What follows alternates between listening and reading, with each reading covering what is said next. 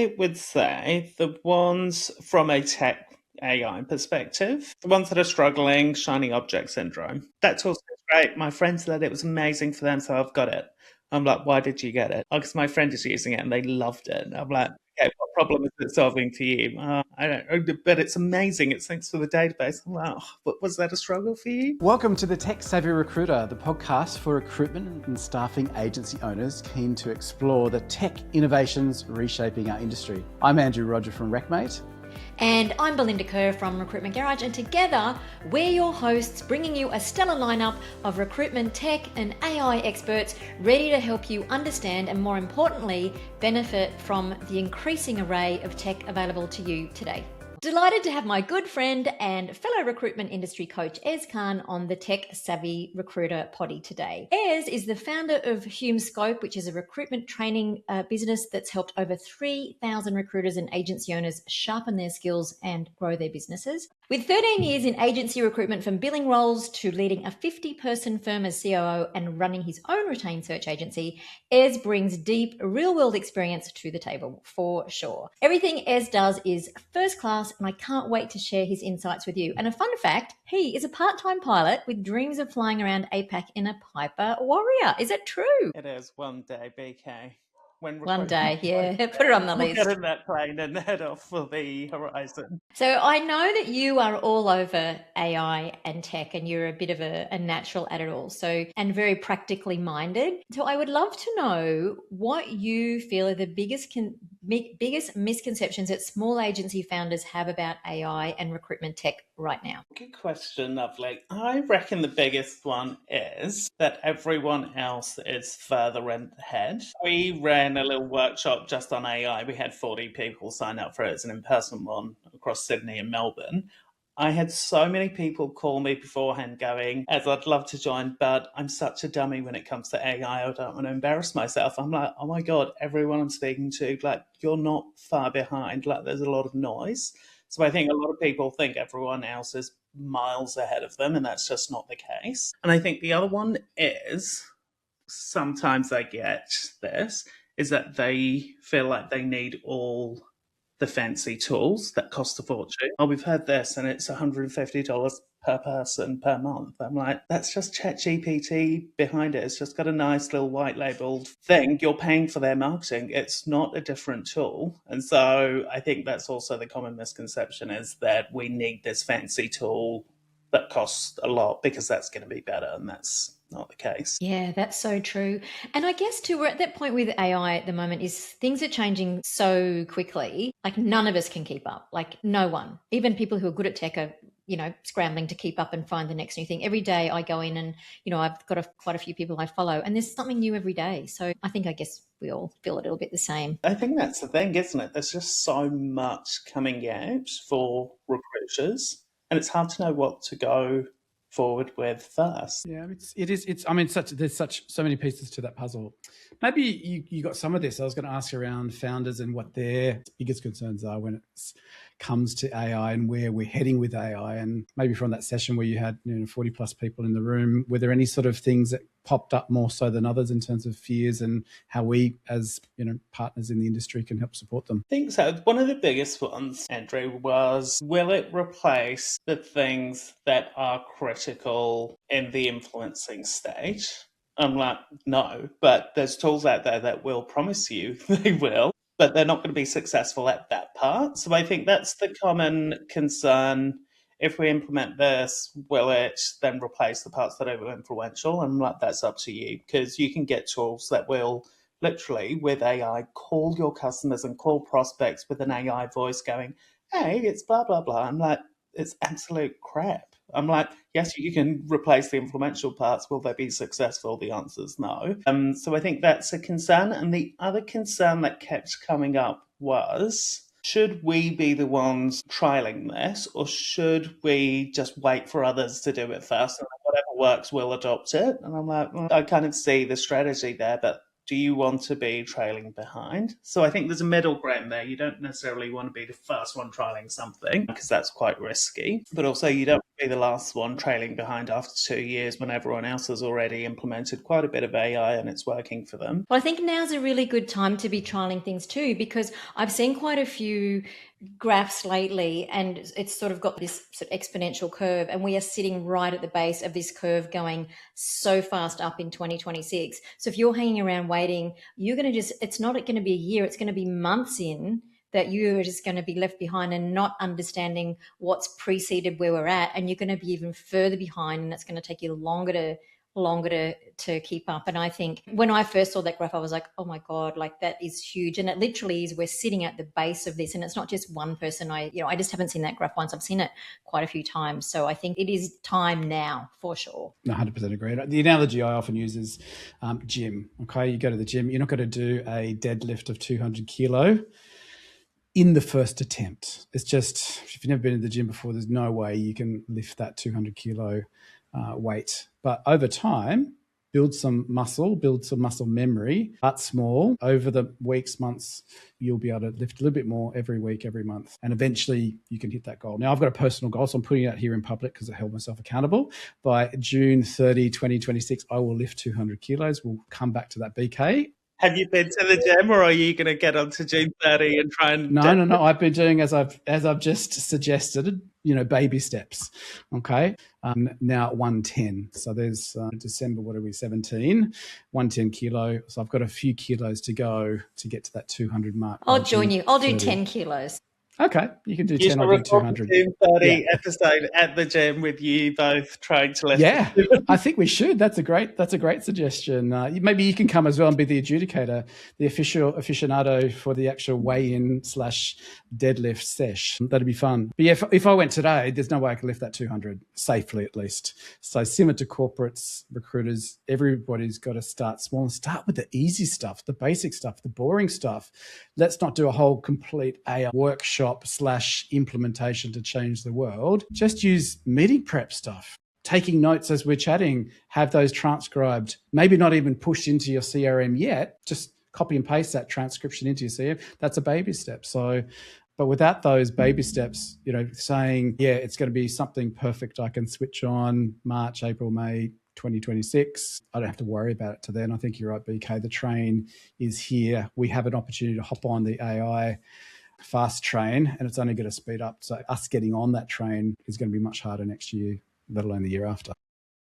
All right, boys. Well, let's talk about use cases. What are we seeing now as really strong, making sense, practical use cases for AI? I'd be keen to hear from you guys on this too, but I think because we're at such an infancy of AI in agencies, and I love agencies, I've been in them for 14 years, but we're not the best historically at implementing new software. And so people tend to, oh, that's too hard, that's annoying, that didn't work immediately, so I'm going to default to just what I was doing. So the use case that I've got is actually internally, and it's just integrated across all of our systems. And it's a simple one, like you said, Andrew. That's exactly, for me, where the biggest wins are. So all of our meetings transcribed, they automatically get added in 3 different folders in our OneDrive: transcriptions, summaries, full videos. GPT syncs with OneDrive. It pulls those every day. It creates summaries of what we need to do in Asana, and will create action items. Then it will, from the transcription, it will summarize what we need to do. And if it's a sales type email that needs to go, it will, and because it's got access to all of our Canva files, our proposals, it will put together a very, very good summary email of what we need to say. So all in all, for me, what used to take post-client meeting about an hour to think about, oh, they said this, I have run a session like that here, I've sent an email similar to that, pulling all of that would take me an hour. And now it's 5 minutes post-interview. And more importantly for me, it's picking up on things that we as humans in an hour meeting just wouldn't pick up on. So it's giving me a lot more information that I otherwise wouldn't have. Yeah, so that's kind of use case. I find that the same as well. I think productivity is a really smart place to start, because the founders that we all speak to, one of the biggest things is that the biggest problem is always, I don't have enough time, don't have enough clients, don't have enough time. And then everything else kind of fits under that. And I think the don't have enough time piece is a really important one, because if you don't have enough time, you're not focused, you don't operate at optimum performance. So if you can free up some time, get some space and a clear head, you can do everything else better. So even just things like email, like, there's so many tools like Fixer and the one I always forget, Superhuman. I always go to call it Superman. Superhuman, Lindy is really great. I've been playing a lot with Lindy and Make lately around that productivity piece. And I'm okay with tech, but I certainly wouldn't call myself techie. I kind of work hard to understand it. But the capacity with tools like Make, sort of moving on from Zapier to Make, I think N8N is a bit beyond the typical recruitment founder. It's a bit too complicated, a bit too much going on there. But pretty quickly you can, like you described, as you can get some pretty good productivity wins, and then I think free some time and then think about the other stuff. I agree, BK. I think it's the same when people look at offshoring teams, and they tend to go with the most influential part of the process, or really technical parts that, we need to find someone to do all of our sourcing. I'm like, half your day is full of admin. Why wouldn't you free that up? Because you're better at sourcing, the clients. You should be actually doing more of that, not offloading. Offload everything you do outside of that, which is so much that we don't actually really even slow down to think about. But when I'm working one-on-one with agency owners, I'm like, 70% of your week is admin, and it's low level, and I wouldn't pay you your salary to do that work if I was paying your salary. Certainly not. I'm not paying you your salary to do 70% admin work. And so it's about offloading, I think, the parts that still need to get done and are hugely impactful to the overall success of your business, but not worth your hourly rate doing. It's so true. It blows me away how much time smart founders spend doing $10 an hour work. And you're right, it's like the big majority of their week. And it's a fallacy that doing those things saves you money. We know that people who spend money to save time make money faster. We know that's true. So that's productivity. And I guess it all kind of AI mostly comes back to productivity and time, doesn't it? But there's some more logical places to start. Then what about moving into the actual recruitment process itself? The actual recruitment process, if I'm being just my own personal view, I actually don't think from a process like the sourcing, managing the client, managing the candidate relationship, at that side of things, like I personally believe at this stage, it's not sophisticated enough to take really much off your plate there. So I'm like, everything before that, admin, process, research, all of those sides, absolutely, you'll save yourself a fortune and make yourself a lot of money. But the minute you've got the job on, I'm like, at this stage, it's not sophisticated enough. I know a lot of agencies that have implemented like automated AI-based sort of generative conversational AIs to screen candidates. And I'm like, unless you're doing high volume, very low level roles, that's not going to work for you. And that's what I keep on hearing, where people have implemented AI in sourcing or sort of outreach. I'm like, of course it doesn't work. Like, it's not that smart yet. And so I personally go from a process perspective on the recruitment side. I personally wouldn't. I would love to hear if anyone has implemented it well, but even things like I was in a demo for I'm not sure if I should mention names of software. Like I was going to example of LinkedIn. We can delete them out if we need to. LinkedIn's new AI thing. I went to a demo that was big. Oh my God, we're going to show you this new AI tool, which we're going to start charging people for, by the way. And in the demo, they did a search using AI, and it came up with one person. And she was like, oh no, but you have to play around with it. I'm like, it either works or it doesn't, right? It's either much better than a human can do it, or it doesn't quite work. And I think from that side of the process, it's not quite working. And so I'd go everything before that is where I would be focusing my energy, because also we all know like 50% of a recruiter's job is admin. So why wouldn't you take that off? I like that. I like this, where this is going. And I think the listeners are going to be going, oh, that's refreshing, because it lightens it. I think it lightens the whole pressure of AI. Yeah. I'm working on a project at the moment with a client who's putting in a screener using that conversational AI chat feature, and early days. I think they've had about 800 people through that. It gives them a score, and it is correlating with who the human, because they're doing a double check, obviously, at this stage, looking at those high scores, and the human is saying, yes, I would have scored that particular candidate relatively high. Looking at the low scores, again, they're finding some good correlation with what the human would do there. But to your point, Ez, I think anything past that initial phase, I think it's still too early days to do the AI chatbot voice agent. It's not going to ring your client and say, hey, I've got these amazing candidates for you. Want to book a interview with any of them? Honestly, I know a few agencies, Andrew, that are using voice agents to trawl through their database and have apparently full-blown conversations. But again, when I hear the examples, I'm like, oh, ew, if I was a candidate, there's not a chance in hell I would engage. I would pick it up immediately. But I'm like, is that because I know too much from AI? Or maybe, and it might be like our demographic is different from other demographics. Depends on the target market, I think, to be honest, and what they're using it for. I mean, I still think there's probably good application for it updating information, saying, hey, Belinda, I'm Fred, Ez's AI assistant, and he's asked me to give you a call because we've had you on our system for a little while. We haven't spoken to you for a while, so I wanted to make sure that we've got the best contact details, or are you looking for work, or whatever the spiel might be.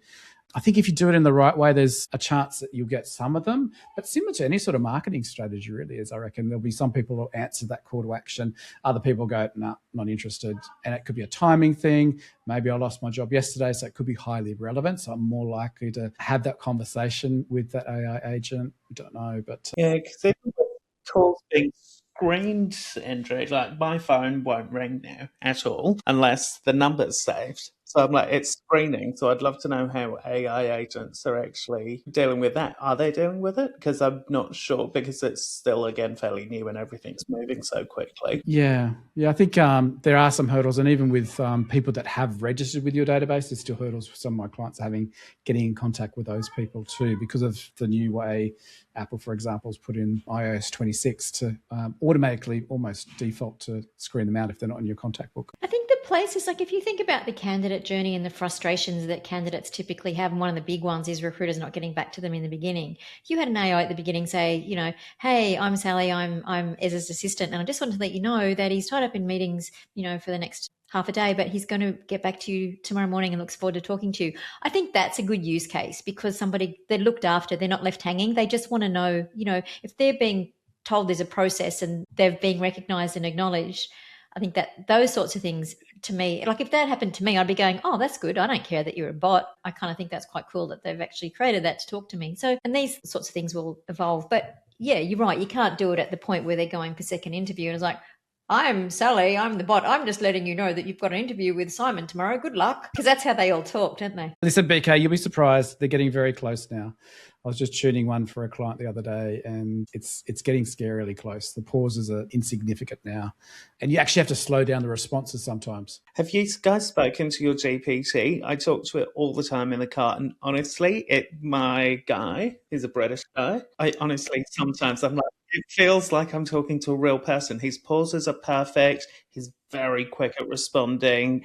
And it's honestly, if someone hadn't have told me that was not a human, I don't think I would pick up that he's not a human. So that's quite scary. And they're humans that think that we're wonderful too. I mean, sorry, they're not humans, but we think they're humans and that they think that we're wonderful as well. There's no arguments like, yes, you're always right. I've actually toned my GPT down on that. So I've said, I don't want rosy pictures. I want the truth, hard facts about what you think. Yes, I'm glad you thought of that, Belinda. I'm like, are you really? Yeah, that's right. Of course you are. Of course you are, Wallace, because I call mine Wallace. I do talk to mine. Yeah, I think it's kind of really cool, isn't it? And what I think is interesting is that we are, like, the people that are around now, we are the last people that are going to go through this change. Like, the people born from now won't be in a world without AI. It's kind of nuts. My younger kids, I've got 18-month-old, a 3-year-old and a 5-year-old. They will go into a world with AI. They won't know any, like my older kids don't know what a corded phone is, right? So, and that's the way it'll be. We will have very different, I guess, interactions with our customers moving forward, and it will just be like receiving a text message, or it's just going to be very, very much similar. But I 100% agree with you, BK, around that customer engagement, be it a candidate or mainly on the candidate front, let's face it. I think there's a lot of wins there just to keep people in the loop, either voice or old-fashioned way as send a text message out at certain stages. And that's usually automation rather than AI. And I think a lot of people dress up automation a lot to be AI. But I think probably most recruiters, 70-80% is probably still going to be automation rather than AI at this stage. What's the difference? Like, what's the definition between automation and AI? I mean, there must be one. If you set up a process, like when they click apply now, you receive the email, you send out an automated response saying, hey, first name, thanks so much for the application for the insert job title role. To progress your application, we've got a few quick questions for you. Click the progress my application button below. That's all automation rather than AI. So there's no, intelligent generation of on-the-fly information, and that progress your application usually takes them through to a static survey, and they fill out maybe a couple of questions around availability, work rights or dollars, etc. And then you can then use, again, automation, not AI,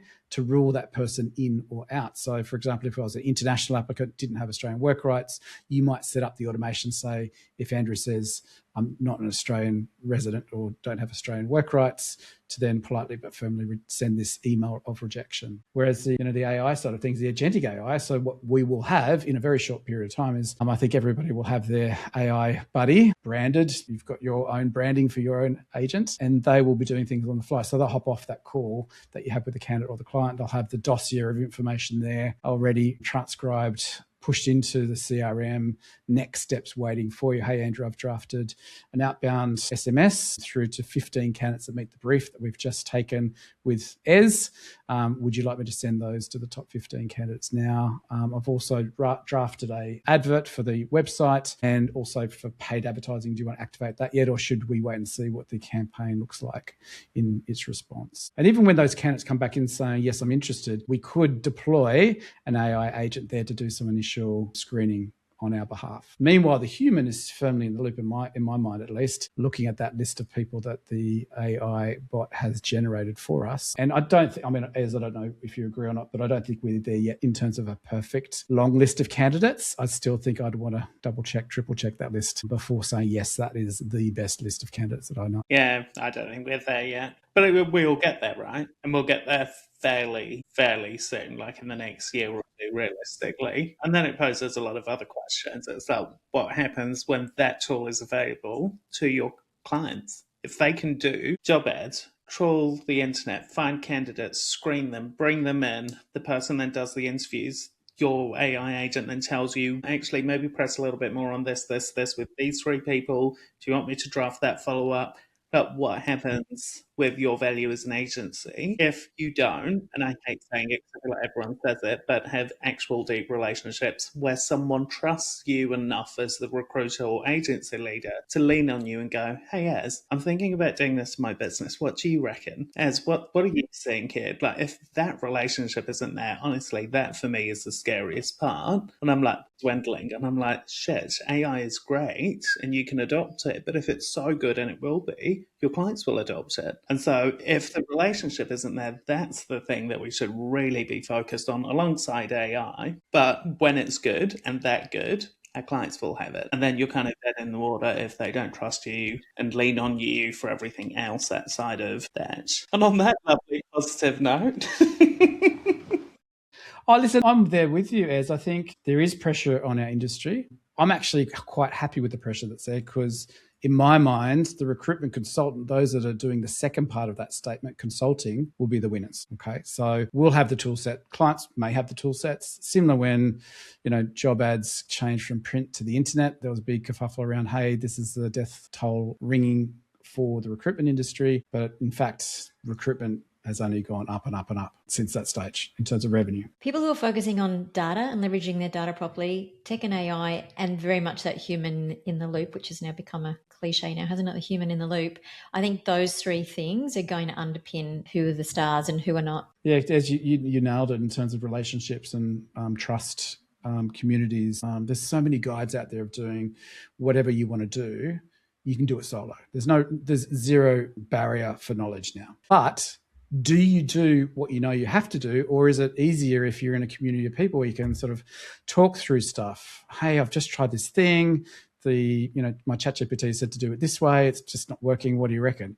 And then you can sort of bounce ideas with other humans in that community. And I think, that's where we will play a big role in having that community vibe, being that go-to person for, to your point, maybe guidance. Maybe our role will slightly change to be more of that true consulting piece rather than sales. And the nuance, you can't, there's so much nuance in the human connection and the relationship that I don't know how AI can human ever get there. experience, right, BK? Because I always say this in my head. I'm like, realistically, all the training I do, realistically, if someone cared enough and researched enough, they could find the answers of what I'm teaching them. What they're not paying us for just the teaching. It's how we deliver it. It's how we bring it to life. It's how we get them excited to do it. It's how we share our actual lived experiences.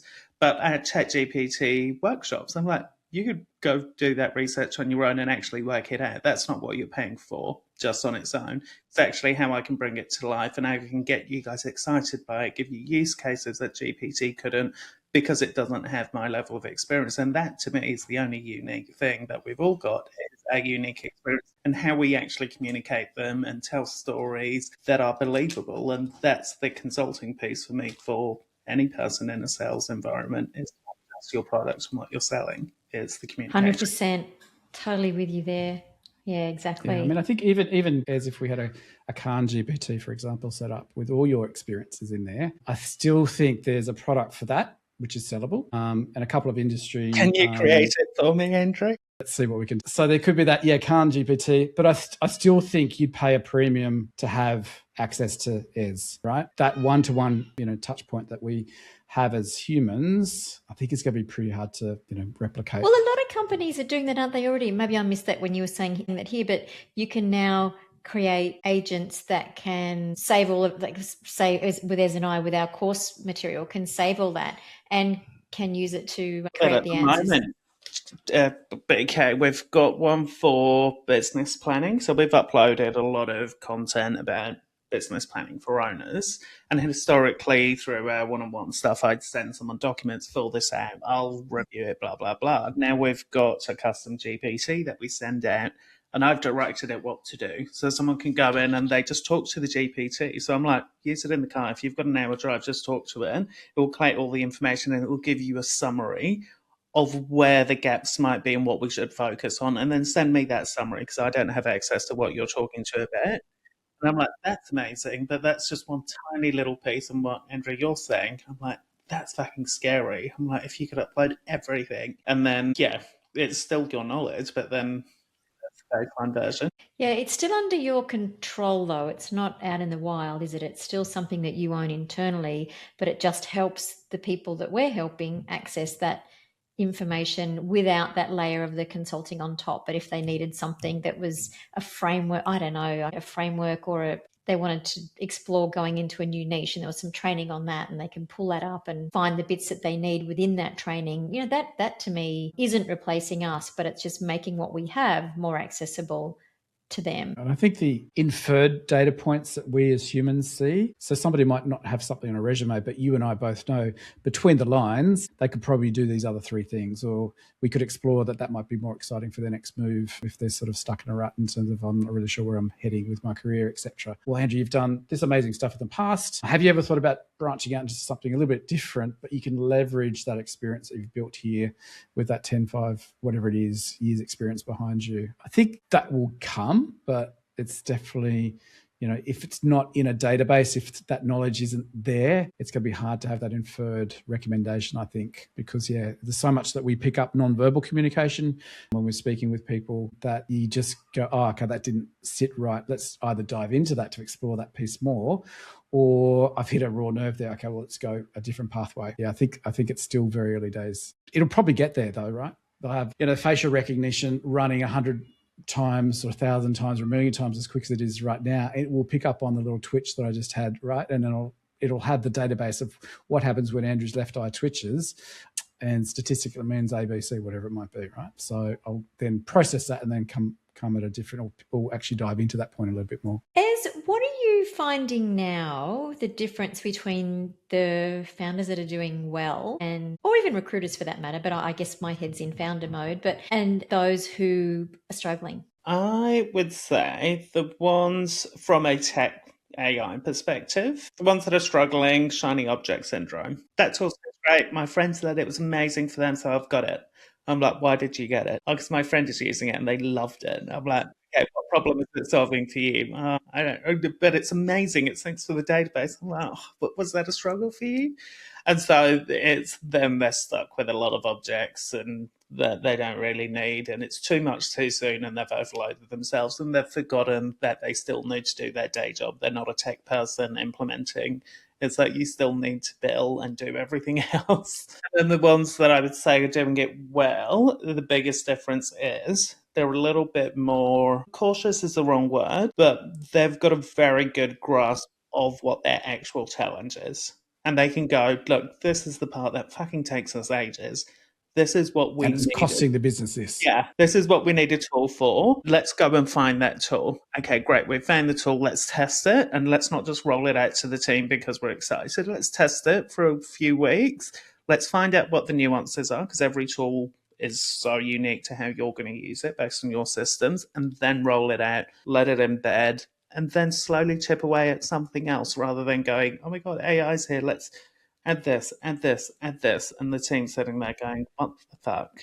Don't know how to use any of this, or that's not really working, so I'll stop using it. Yeah. And I guess that continues on from buying, like always buying tech. Was I would find people they'd get excited, they'd buy the tech, but then they don't factor in the time that it's going to, like they have to put a project around it to bring it in, understand what they don't know first before they do bloody well bring it in. So bring it in and then give it time, and then give it a bit more time, because it always takes more time than you think. It's like a website, like, oh yeah, we built in 1 month, and 6 months later you're still trying to fix it. That's where I see people coming unstuck too. And then they just get frustrated and they're burning money, and then what do? They go and get the next thing, because that's going to be the thing that, and I'm sounding a bit facetious here, like I'm guilty as charged for all of the above.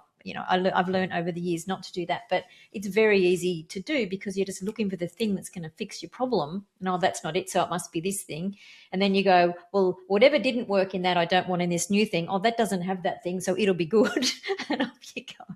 It's so funny with that group of 40 on AI. We started off with, I just wanted to know what everyone was using. So we just got on a whiteboard all the things people were using. And then I was like, okay, what does each of these things cost? Now I'm like, price it up for your agency, because you'll be amazed at how much you're spending. And there was people in there spending like $200, $250 per head on just AI tools. I'm like, you've got Claude, you've got Gemini, you've got a page script. Like, all of them are pretty much the same. Like, pick one that actually works, embed it, because at the moment you've got everyone using a bit of everything, and that's hard to scale. You just can't scale and grow your business like that. I must admit, I've been finding ChatGPT lately a bit off. Like, I tried to do my custom GPT the other day and it wouldn't let me publish it. And then I went around in circles with it for, it must have been 2 hours, and I was ready to pull my hair out at the end. And then it tells me at the end, oh yeah, there's a glitch at the moment. I'm like, why didn't you tell me that 2 hours ago? Thank you for your patience.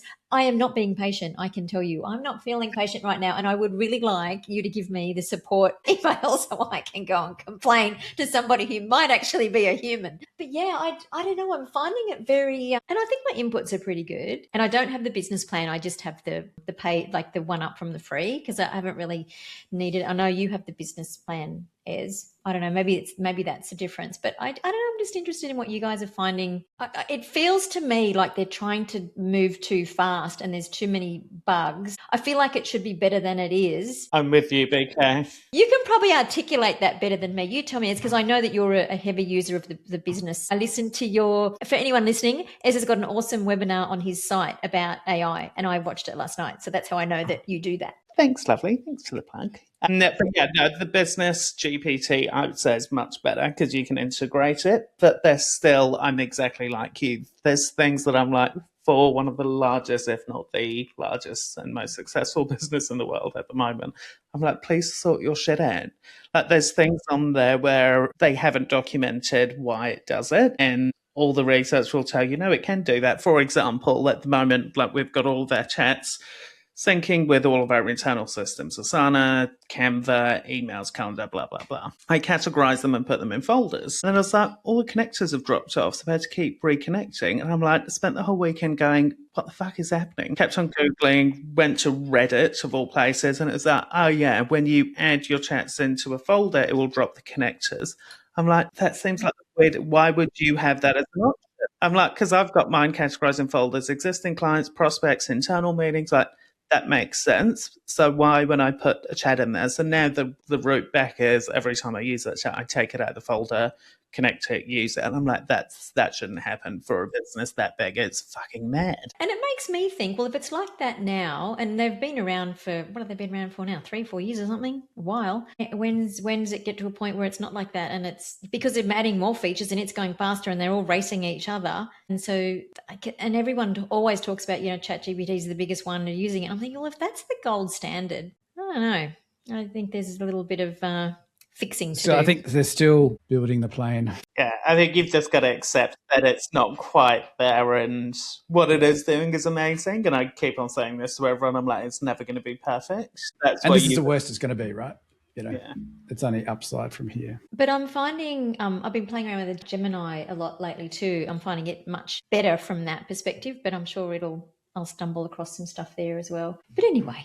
Yeah, I think people should just use what they have. And to your point, as they don't need to invest $250, $300 per person per month. Most businesses, got a subscription there that they don't use with a Copilot. Then it's a bunch of stuff you can just get up and running really quickly. I mean, I think you gave a brilliant introduction around what you're using it for. And if most agencies took one of what you're using it for, it might be for meeting prep, or it could be research about clients before they go and jump on a call or in person, heaven forbid. As with your practical training background, to help us as recruitment owners, recruiters keep evolving 2026 and beyond, what would your recommendation be to think about what skills as a recruiter do I need to keep learning and honing, maybe specific to AI? Let's keep it in that bucket to stay relevant moving forward. I'm going to say specific to AI prompting, because I'm going on a prompting engineering course in the new year for the same reason. I just need to upskill,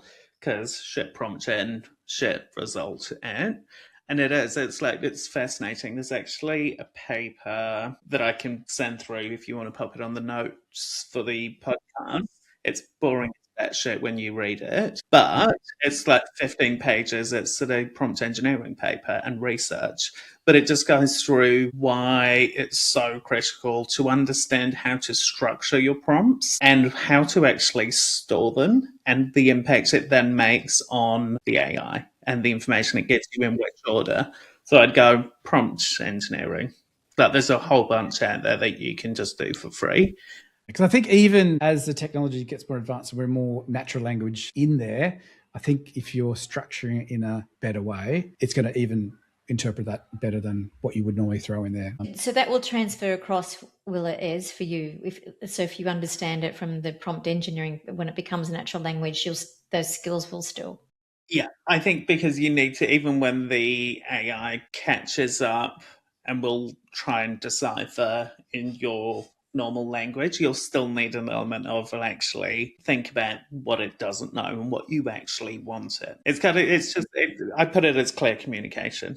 Honestly, that's what it's like. I'm like, it's being so clear to the point of you're talking to a machine, it will do what you ask it to. And I think it's a skill that goes way beyond just recruitment, because AI is going to be in our lives everywhere. So I'm like, that's the skill I would want to know ongoing for whatever I do in the future, because we're going to need it with robots in our houses. Can't wait for that one day. But all of that type of stuff, I think, is just such a good skill. That makes sense, because I saw your post on LinkedIn the other day when you said that, and I was like, why would it be doing that when we're kind of moving towards this whole natural language thing? And I thought, well, there's obviously a reason, because you are my pin-up boy when it comes to that kind of stuff. So I thought, he's obviously got a smart reason why, and that explains it. Yeah, it makes a lot of sense. Yeah, and it is good that there's, what I love about, like as advanced as I've got at the moment, is I love the fact that I can go and find something that's perfect and then put it in and say, what prompt would have got me there? I love that. It's like, here's the output. So here's a beautiful picture of a pink poodle wearing a blue bell around its neck running down the field, and it's in Pixar style or whatever. What prompt would I have used to create that? And that's amazing. So you could do that with do that with anything. That's the kind of cheats hack, I guess, doing things. Yeah, work backwards. Smart. And then you just go and replace the bits that it's created the prompt, and then you just go in and work backwards and take out, instead of pink, you want blue or whatever it is. But that's interesting. I'd love to hear how you go with that, Ez. I'm sure that'll be super interesting. We'll all be learning prompts from Ez soon. I think it's interesting because I think then you can create good custom GPTs. If you can prompt it well, then you can actually deploy good GPTs. And at some stage, your clients might actually pay for those GPTs. But as a with a lot of knowledge on recruitment, could you create a good GPT that your clients, when they can't afford recruitment fees, actually use what's in your brain because you've created a good custom GPT that they can use to ask a whole bunch of questions on recruitment and how they do it? I'm like, just a very small example, but if you can actually set that up and you can prompt it really well to set this thing up, then a different service offering that you could potentially give. I was going to say that then you can do stuff like send it to candidates, like guiding them, like with your knowledge. And even if it's not a monetary item, as that trust feature that we've been speaking around to build that trust level up, it's just going to help accelerate that for you and your brand and all your business's brand. If you can give these, let's face it, they don't cost necessarily a huge amount of time or effort to do if you know what you're doing, but the value of that to somebody else, even if it's like free downloads. I think those type of engines can be seen like that, but I think that the leverage there in terms of brand and accelerating that trust feature is can only do good things for that. I've got one thing to add, speaking on an earlier question before I forget it. I think it's such a good hack from a content knowledge perspective, because most people are now using transcript services on all their Zooms, but actually using that to actually come up and use AI to go understand all of these meetings that I've had in the last 3 months, what common themes, what are the main challenges the candidates are facing, what are the main challenges the clients are facing, that from a content piece perspective and drafting good content, such an easy one. But again, as a consultant, when you're interviewing hundreds of people, hundreds of client meetings, what the common themes are. And I think from a content piece, that's usually the biggest struggle. Don't know what to write about. So use what you've got. Super helpful. I do that with a lot of my stuff, and I find it saves me so much time. And also you kind of, when you hear the problems, you go, oh, that's so obvious. But for some reason you don't twig yourself. I don't know, because maybe you're just thinking about it sort of subliminally all the time. But I love the thing you say about the learning the prompt engineering too, is because it's like typing, isn't it? Like if you can type fast, you can be more productive, and it's applicable across whatever platform. Well, now we won't need it forever, but it's applicable across every tool you're using. It's not like going and learning one tool that then is then going to become redundant. It's something that's applicable across everything. So that makes a lot of sense. So as if you were running, let's just say 2 or 3 person agency right now, what tools would be, and we've already spoken about some of them, but is there anything else in terms of what would be non-negotiable for you in your stack? Outside of what we've already talked about, the only other addition I would potentially have is a tool to transcribe in-person meetings, because I think that's an important one, because if you start getting used to a tool transcribing your online meetings, you will forget to take notes in person. So that one, I use Fireflies if anyone's interested. And I personally hate typing. I'm not good at typing, I'm good at talking. And so I've got Whisper, Flow, which I love it so much. And it's so easy because I hate typing and it takes me forever, but I can just hit the button, talk, and it structures it well, I find. Yeah. I only found out today you can hit the function key and just hold it to use it. I didn't realize that. I've been hitting the square the whole time, but there you go. Some form of AI automation, I think, is just an absolute no-brainer when used well, but only if you've got good data and you've got a process to actually clean that data. Otherwise, it doesn't work. Your house is built on stilts. I think those would be my main ones. Yeah, that's great. We've talked about a lot already. So I think what's really lovely about this conversation is I feel like we've kind of simplified things down into the logical, practical, here we are now, this is what's important, which I think is really valuable. It's sort of taking out that clutter and the confusion that often comes with these sorts of conversations. Yeah, I like that too. And the biggest thing I've taken away is start with the basics. I think we've said it a couple of times. Don't go for the multiple step, highly complex AI thing. Start with your basic housekeeping. Look at the things your team does every day, multiple times a day. How can I help them be more efficient in that piece? Note taking, as we talked about, it's a beautiful example there. If I can get all my conversations into the system very efficiently. And like you said, as I find that the note taker does have a different lens, I might get to that perspective eventually, but in the fast pace we mostly work, I don't have time to on every single conversation, whereas it just cuts to the chase, goes, oh, actually that was perfect. I was working with a senior exec recruiter. He's sort of average placement, sort of 400-500K salaries, and he said, I would never have thought that it would be at the level that it is. It just hits it out of the park every single time in terms of the I guess the transcript, but also the nuances behind what's been said in that conversation, and then the summarization and extra lens that, he did spend quite a bit of time setting that up. So to your point, Ez, if you put that time in up front to coach your tech, then, just amplifies that result dramatically. I think that's a really good point, Andrew, because I feel like, and for me, I know, because I'm a quick start personality, so I don't like to do, I know I have to do all that front loaded stuff, but I don't like it. I'd rather just get in there and do it. And for me, that's been like pulling teeth. And I have to actually put it in my diary and go teach ChatGPT or teach AI, load all your stuff up, go and, get your training, download it, teach it. But it's worth it. It's a little bit like what we were saying with the tech before. If you're not prepared to give it what it needs to work well, then don't expect it to work well for you. Ez, this has been a great conversation. I knew it would be. As I said, you're my pin-up boy, and I know that you've got the experience. You've run agencies. You're talking to consultants and founders all the time, and you're hearing what's going on the ground. So that's really lovely. So let's just hear a little bit more about what you're up to, what you've got running for people. How can they get a hold of you? Bit of a change up. I think the only constant thing is change at Hume Scope. I love it.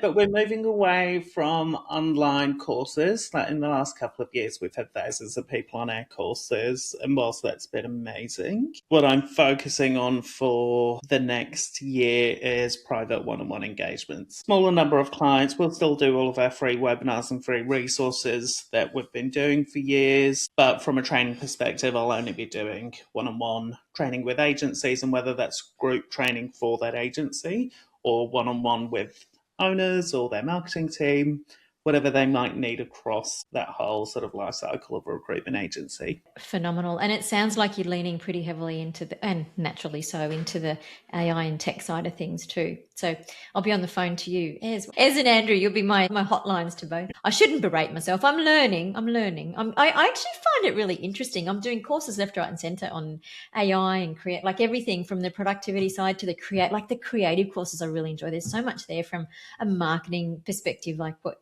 I just did a course. I did a course that was meant to take, I think it was meant to take like 3 or 4 weeks. I did it in one night. I was like, next video, just binging on all this stuff that you can do now on the creative side and video. And it's spooky fun what you can do. It is at the point now where you can put a series of photos of yourself in so that it gets the baseline, do that work up front. And to the point where from that, it can take photos, turn a photo into a video that looks and sounds and, walks and talks like you and is you, whatever background, whatever clothes, you can do anything now. And I remember listening to, what's the one, the fake voice, the voice, can't think of the actual tool that does it, but I remember hearing it up front and it sounded very robot-y. Now it's just like you would be flat out trying to tell if it was a person. 11 Labs. Was it 11 Labs, BK?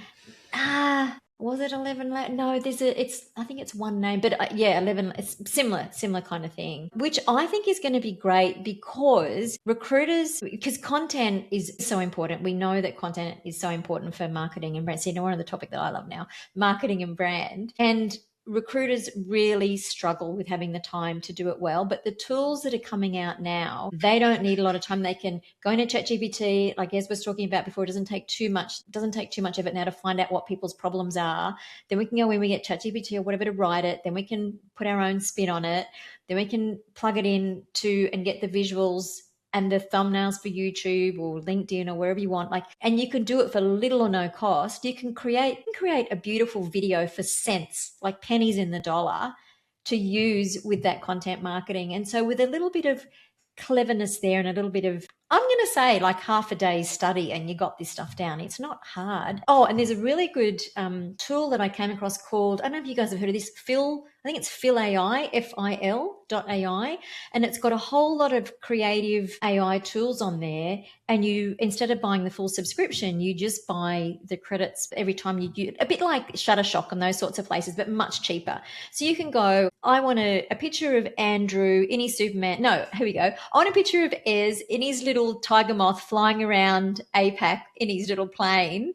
And he's wearing what do they call it? A cravat, and he's got a little hat on, and he's flying over Indonesia. And basically get a few images of that, maybe 3 images for about 5 cents. Like, it's just, so it's a really good little, I'll put it in the notes, I'm sure it's .ai, but it's FIL, pretty sure it's .ai, but for marketing. And it's good because you can get in there and see what's available as well. Anyway, sorry, I've taken us off on a tangent, as I often like to do. So best way to get in touch is LinkedIn, or was LinkedIn, email, carrier pigeon, turn up at my house, I live in Flemington.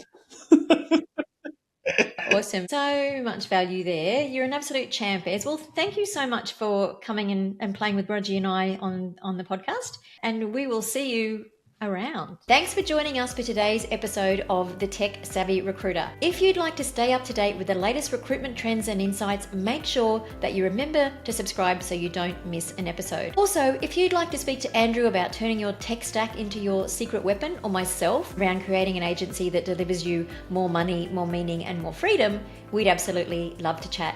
Reach out to us on LinkedIn, and we look forward to seeing you next time. Thank you for your support.